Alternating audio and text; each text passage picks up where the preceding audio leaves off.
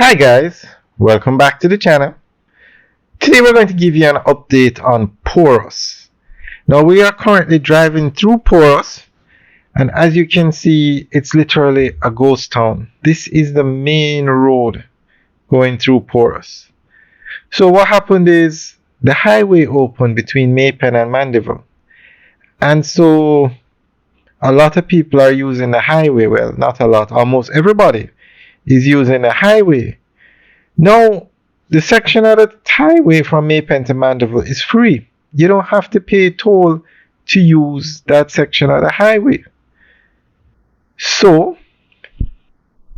persons who are traveling, say from Kingston to Mandeville, St. Elizabeth, Westmoreland, Negril, basically persons who don't have any reason to stop in Porus, who are just passing through basically on the road, are using the highway. And it's a very nice highway, the kind of highway you'd find in a first world country. So as a result of that, Porus is seeing some serious economic fallout, and that is one of the reasons. And then the second reason is apparently Porus has some issues with crime, and I don't know if there's still a curfew in place now, but there was a curfew at one time. So those two factors have caused Porus some serious economic fallout. Now, the good thing is they're supposed to be charging toll on the highway. So one day they probably will charge toll, and that will probably bring some of the traffic back to this road, which is the main road for the south coast. Now, Porus is a small town. It was basically just a stop-off spot between Maypen and Mandeville, the two major towns in this area, in Clarendon and Manchester. So because the main road, the town is basically built along the main road. There are a lot of shops, bars, restaurants, things that you mostly find for persons just passing through on the road.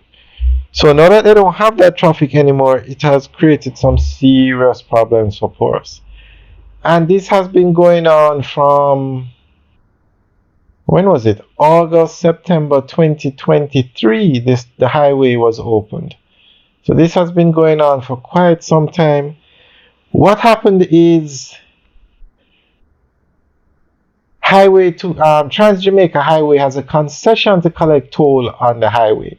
When they got the concession, the arrangement was, or they would build the highway and collect the toll to repay the cost of building the highway. This is Trans-Jamaica.